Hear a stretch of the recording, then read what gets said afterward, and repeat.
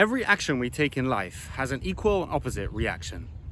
So what is the reaction when we hate somebody else? What is the opposite reaction? Everything we have in life and everything that is in our mind is a reflection of the universe. Therefore, if we hate something or we hate somebody else, we also hate a part of ourselves. In this week's parasha, it says 3 times, it says the phrase, we were being pursued and there was no pursuer. What does that mean, we were being pursued and there was no pursuer? Rashi says it means that we were being pursued and we were so weak that we weren't even worth pursuing. That means the people who are trying to hunt us down said, those guys, we don't care about them. And that is the punishments that we're bringing in the second half of the half of the parasha that was folded in 2 parashas, so as not to make it prominent inside of the Torah. I had another thought, which is maybe what we're seeing in this generation, people who are anxious, people who are afraid, people who are fearful. Maybe that is what it's talking about.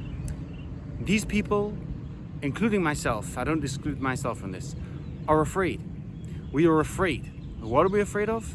I don't know what we're afraid of. There is nothing to be afraid of. There is nothing to run away from. We are running away from something and there's nothing chasing us. We have something called persecution complex. In every generation, something is chasing us. Sometimes it's Gashmias, and sometimes it's the Yetzer Hara and the evil inclination. And we feel afraid, we feel anxious, and we feel scared. But there's nothing chasing us. There is no reason to be afraid, and there is no reason to be scared. And we say in Hallel, that we suffered greatly.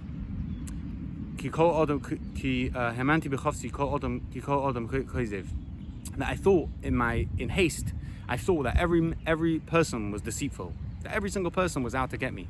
And it says that I suffered. What does that got to do with suffering?